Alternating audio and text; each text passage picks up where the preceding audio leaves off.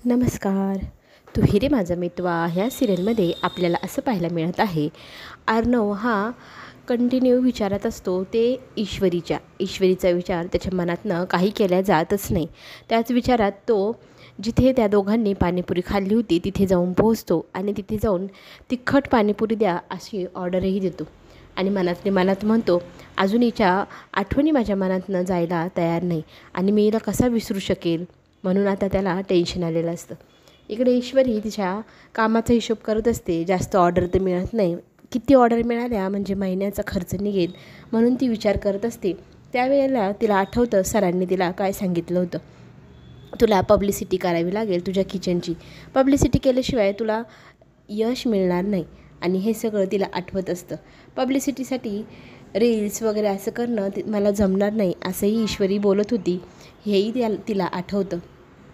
Sir तिला कसे motivate करायचे प्रत्येक गोष्टीसाठी, तिला पुढे काढण्यासाठी आणि तुझा बिझनेस वाढावा म्हणून तू हे कर ते कर सजेशन द्यायचे.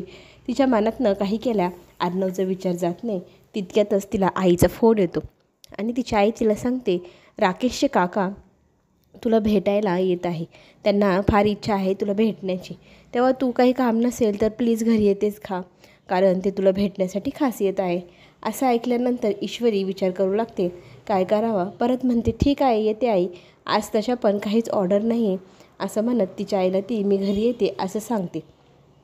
मग पुढे ती तिची आवराआवर करते, घरी जाऊन पोचते आणि इकडे वल्लवीची घाई चालली आहे. ते म्हणजे अर्णवच्या आणि लावण्याच्या साखरपुड्याची. लवकरात लवकर त्यांचा साखरपुडा व्हावा. अर्णवचं मन कधीही बदलेल ह्या गोष्टीची भीती वल्लवीला लागलेली आहे आणि ती भीती ती तिच्या सासूला बोलवून दाखवत असते आणि उद्या परवाचाच मुहूर्त खूप छान आहे असंही म्हणते. तितक्यात अंजली तिथे येते आणि अंजली म्हणते, का तो त्याचा निर्णय बदलेल. आजीनी तर त्याला धमकी देऊन उपाशी तापाशी राहून हा निर्णय घ्यायला लावला आहे. आजीच्या खातर त्याने एवढा मोठा निर्णय घेतला आहे, तो बदलेल कसा. आणि घाबरू नका, आता ईश्वरी ही त्या राकेशसोबत लग्न करते, त्याच्यामुळे तिला आपल्या घरात घुसण्याचा किंवा आपल्या अर्णवला फसवण्याचा काही इंटरेस्ट नाही हे स्पष्ट झालं की नाही. आणि तुम्ही तिला किती चुकीचं समजत होतात, पण आता तीही लग्न करत आहे, त्याच्यामुळे आता तुम्ही घाबरू नका, ती तुमच्या आयुष्यात परत वगैरे येईल असं. त्यात आजीही मग निर्णय घेते, जोपर्यंत लावण्याची आई इथे येत नाही तोपर्यंत साखरपुडा होणार नाही. घरी राकेशचे काका त्याला भेटण्यासाठी आलेले असतात. ईश्वरीलाही पाहायला जातात. मग ईश्वरी त्यांना चहा घेऊन येते. त्यांचं छान प्रकारे स्वागत केलं जातं आणि काका मग सगळ्यांसमोर बोलताना विषयात विषय काढतात की घरगुती पद्धतीने लग्न करू, अगदी साध्या पद्धतीनेच करूया असंही म्हणतात आणि 2च दिवसात साखरपुडा वगैरे उरकून घ्यावा अशी त्यांची इच्छा त्यांनी बोलून दाखवल्यावर नंतर सगळ्यांना मोठा धक्का बसतो. तुम्ही तर फक्त भेटायला येणार होतात, तुम्ही लग्नाची आणि साखरपुड्याची किती घाई करत आहात.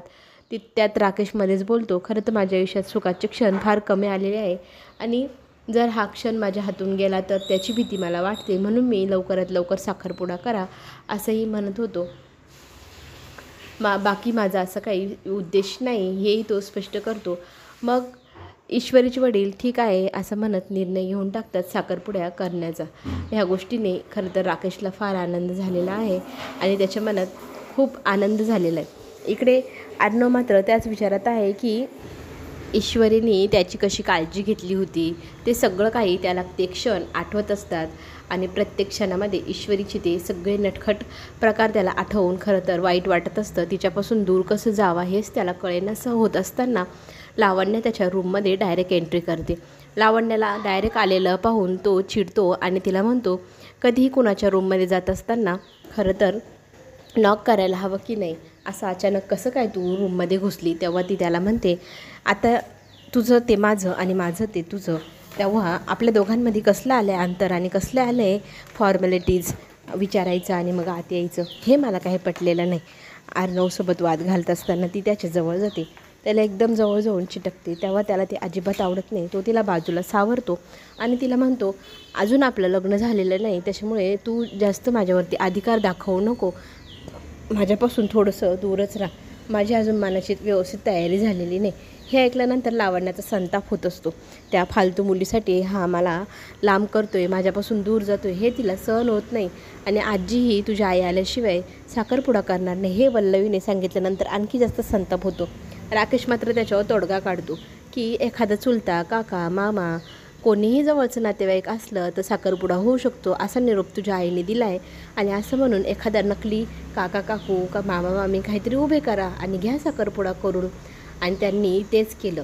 नकली मामा मामी आणून साखरपुडा आजीकडनं करवण्यासाठी तयारी करून घेतली आणि आजीचा होकार मिळवला. आता आजी परवाच साखरपुडा करायचं असं मनात ठरवते आणि अर्णवला मग ती सांगू लागते, मी अशी माझी इच्छा आहे की तुझ्या बाबतीतली मी निर्णय घ्यावे आणि मी एक निर्णय घेतला आहे. अर्णव, ते तुला मान्य असेल ना? मग ती सांगते की परवा तुझा साखरपुडा ठरवला आहे, तेव्हा तू परवा साखरपुड्याला तयार राहा. हे ऐकल्यानंतर वल्लवीला बाकी सगळ्यांना आनंद होतो, पण अर्णव आणि अंजलीच्या चेहऱ्यावरचा रंगच उडून जातो. अंजली मात्र ह्या गोष्टीला नाखुश असते, पण सगळी जबाबदारी आजीने अंजलीला दिली आहे साखरपुड्याची.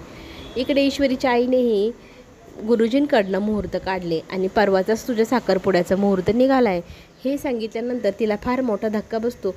चला तर मग पुढे काय होणार पाहण्यासाठी आपण चॅनलला नक्की सबस्क्राईब करा, म्हणजे नवीन व्हिडिओ तुमच्यापर्यंत लवकर पोहोचेल.